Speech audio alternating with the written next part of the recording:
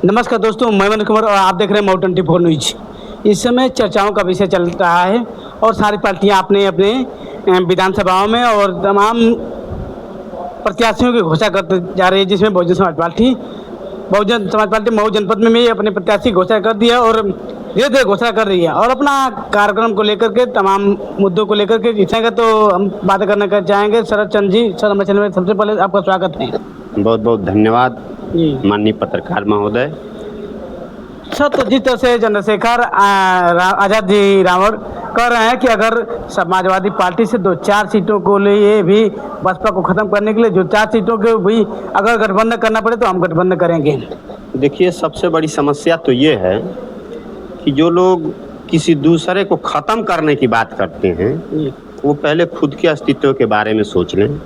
हमारे जो 85 के नेता हैं, जो बहुजन का नेता अपने को मानते हैं, उनका बड़बोलापन ही इस समाज को गर्त में ले जा रहा है और कहीं ना कहीं इनकी राजनीति से जो है दूरी होती जा रही है। सत्ता से ये कोसों दूर चलते जा रहे हैं। ये बहन जी के द्वारा भी माननीय चंद्रशेखर सांसद जी के ऊपर तमाम एलिगेशन लगाए जा रहे हैं और इनके द्वारा भी बहन जी को एलिगेशन लगाए जा रहे हैं। कहा जा रहा है कि बसपा को ख़त्म करना ज़रूरी है, लेकिन बसपा को ख़त्म करना बहुत मुश्किल का काम है। बसपा ख़त्म होने वाली पार्टी भी नहीं है, इसलिए कि बसपा ने पूरे भारत में जो अपना मूवमेंट चलाया था मानव कांसीराम साहब के ज़माने में, वो बहुत ऊंचाई पे गया और उससे समाज के अंदर बहुत भारी मात्रा में लीडर पैदा हुए जो आज समाज में घूम करके काम कर रहे हैं। लेकिन ये डिवाइड एंड रूल जो सिस्टम है, जो सत्ता में बहुत सारे लोग जो बैठे हुए जो मलाई खा चुके हैं, कांग्रेस में भी हैं, बीजेपी में भी हैं,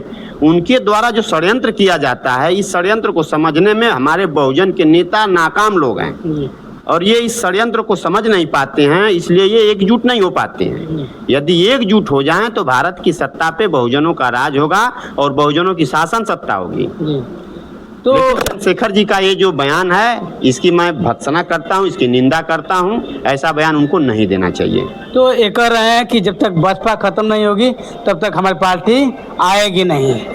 देखिए, बसपा को खत्म करने से वो खत्म नहीं होगी और उनकी पार्टी जब अच्छा काम करेंगे तो आना है उनको, आज आ सकते हैं, लेकिन किसी को खत्म करके वो नहीं आ पाएंगे। खत्म करने के लिए भी इनके पास कोई प्लानिंग नहीं है और किसी को खत्म करके कोई आज तक आगे बढ़ा नहीं है। दुनिया का इतिहास है। आप लोगों को जोड़ने की कयावत शुरू करते हैं।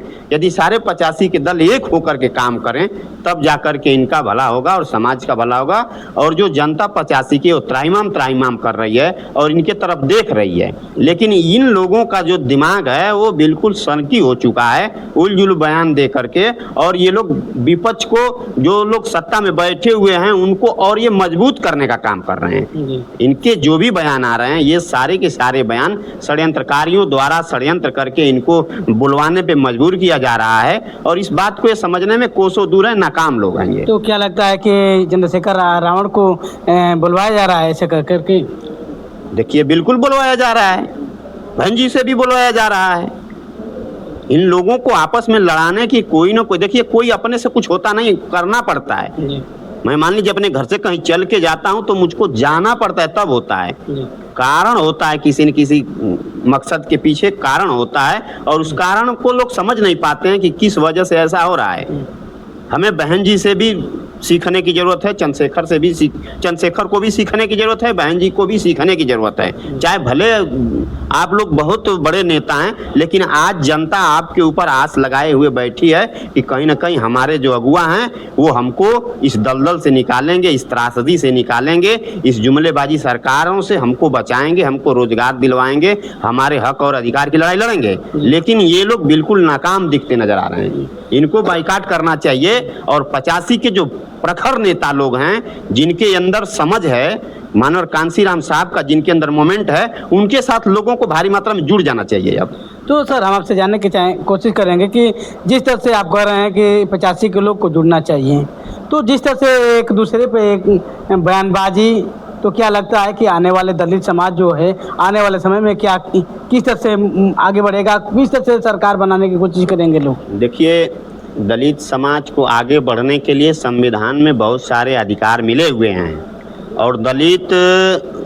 पीछे नहीं है, ऐसा नहीं है। ये बहुजन की बात मैं कर रहा हूँ। इस भारत के अंदर जो मूल निवासी हैं, 85 के लोग हैं, उनकी मैं बात कर रहा हूँ। उनको आपस में जुड़ना चाहिए, जिसमें दलित नेतृत्व करता रहा है और अपने नेतृत्व को वो अब पीछे जाने दे रहा है। ये बहुत चिंता का विषय है। तो जिस तरह से चंद्रशेखर आज़ाद रावण कह रहे हैं कि हमें जब तक बसपा खत्म नहीं होगी और जब तक बसपा खत्म नहीं होगी तब तक हम आएंगे नहीं, तो इससे ये लगता है कि बहुजन को ख़त्म करने के लिए लगे हुए हैं कि बहुजन ख़त्म करके हम आगे आ जाएं। देखिए, माननीय सांसद चंद्रशेखर जी को सबक सीखना चाहिए एनडीए से।